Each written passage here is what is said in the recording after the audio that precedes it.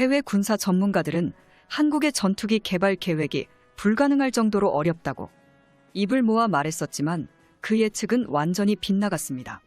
심지어 대한민국의 군사무기 기술 발전이 차후 세계 스텔스 전투기 성능 경쟁 속에서 관련된 기술까지 완전히 장악하게 될 것이라며 해외에서 큰 화제가 되고 있습니다.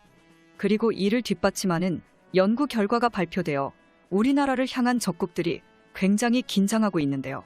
국방과학연구소 소재공학부 연구팀은 첨단 다중 분광 스텔스 소재가 대한민국에서 세계 최초로 개발 완료됐다고 발표했습니다. 연구팀이 발표한 자료에 따르면 이번에 개발한 소재는 레이더 열상과 관련된 전자파, 밀리미터파 레이더를 사용하는 모든 무기의 추적을 최소한의 스텔스 도료만 사용해도 회피할 수 있다고 발표했습니다. 뿐만 아니라 가시광선에서 위장색을 구현하고 다양한 레이더 파장을 흡수하는 복합 기능도 가졌는데요. 간단하게 말하면 RCS 수치를 낮춰 스텔스 성능을 올린 뒤 적의 레이더에 탐지되더라도 공격을 회피할 수 있는 소재를 세계 최초로 개발하는 데 성공한 것입니다. 그렇다면 여기서 국산 스텔스 도료인 흡수 소재는 어느 정도의 성능을 발휘하고 정말 미국의 F-35에 들어간 스텔스 기술력보다 더 뛰어날까 하는 호기심이 생기는데요. 한국이 개발한 스텔스 소재가 실용화될 경우 KF-21을 포함한 주요 무기들의 스텔스 성능을 별도의 기술 개발 성능 개선 등 추가 개량 없이 단순히 칠리나 코팅만으로 대폭 향상시킬 수 있다는 다소 놀라운 평가를 받고 있습니다. 더욱 놀라운 것은 연구팀은 이를 바탕으로 KF-21을 비롯한 각종 첨단 장비에 해당 소재를 적용할 수 있다고 발표했습니다. 한국이 다중 분광 스텔스를 탑재한 전투기를 개발하면 동북아시아의 제공권을 완전히 지배할 수 있다고 주장했는데요. 그도 그럴 것이 탐지도 안 되고 심지어 공격조차 할 수 없는 전투기를 보유하게 된다면 한국을 위협하는 주변국들에게 막강한 억지력을 발휘할 수 있기 때문입니다. 이 말은 즉슨 이미 한국이 5세대 스텔스 전투기에 들어가는 스텔스 전자파 흡수 소재 개발을 단독으로 성공했다는 것입니다. 이를 뒷받침해주는 것으로 세계 최고 권위의 학술지 사이언스에도 관련 소재가 당당히 게재되었죠. 따라서 그동안 설왕설래하던 한국의 스텔스 기술은 등록 특허권자 한국과학기술원이 현실화되었습니다. 또 여기에 이 기술은 국가연구개발사업임을 명시하고 있습니다. 즉 전자파 흡수 소재가 국가전략 물자라는 의미입니다. 그래서 국가의 승인 없이는 절대 수출을 하지 못하게 되었습니다. 스텔스 기술력에 대하여 우리나라 공군은 과거부터 보람의 전투기에 관한 성능 개량 사업을 원하고 있었는데요. 블록 1부터 시작해 블록 2, 블록 3까지 우리 군의 허리를 책임지고 있는 전투기를 국내에서 직접 만든 뒤 과거와는 다르게 해외산 라이센스 대신 한국산 부품을 이용한 전투기를 원했습니다.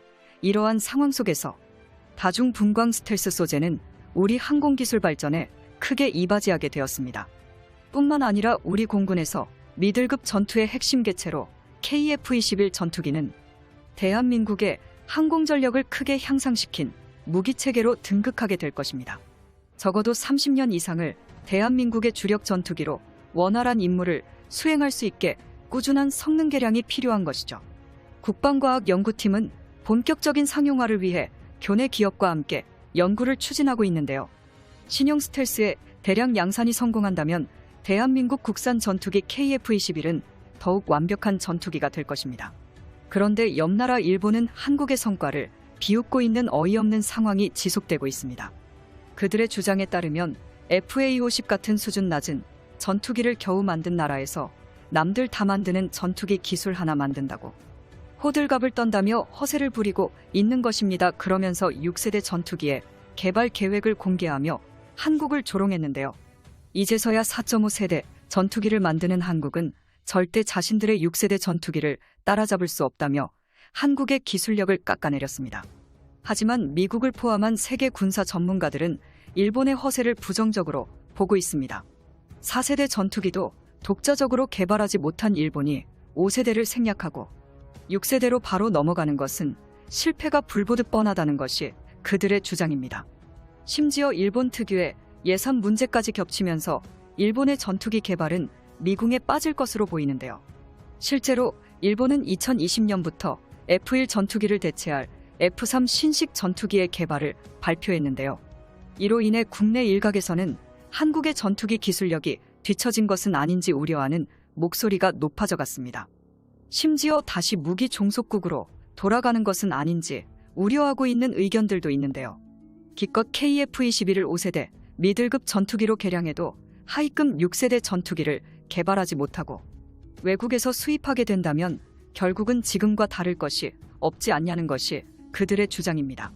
그러나 일본이 영국과 협력해서 최첨단 엔진을 탑재한 6세대 전투기를 만들어도 일본의 치명적인 무기 가격과 개발 기간 연기가 일본의 발목을 붙잡을 확률이 높았으며 이것은 현실이 되었습니다.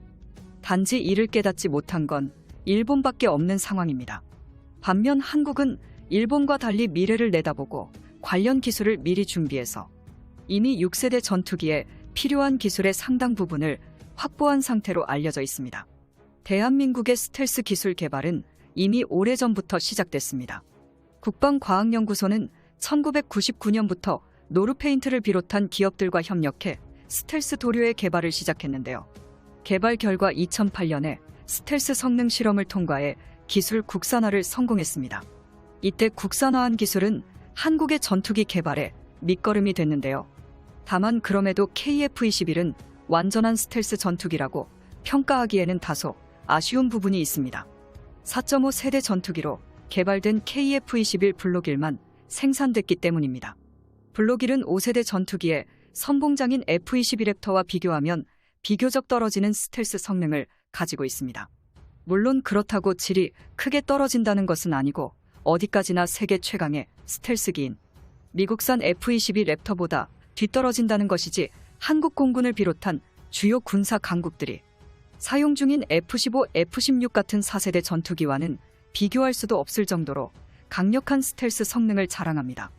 여기에 내부 무장창을 탑재해 스텔스 성능 강화를 추진하며 KF-21이 5세대 전투기로 개량이 완료되는데요. 이로 인해 KF-21은 F-35에 비교할 수 있을 만큼 고성능의 전투기로 성장할 예정입니다.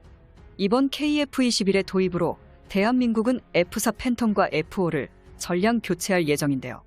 우리나라의 교체 소요만 최소 200여 대가 넘는데 여기에 KF-21을 추가로 구매할 잠재적인 고객층마저 확보했습니다.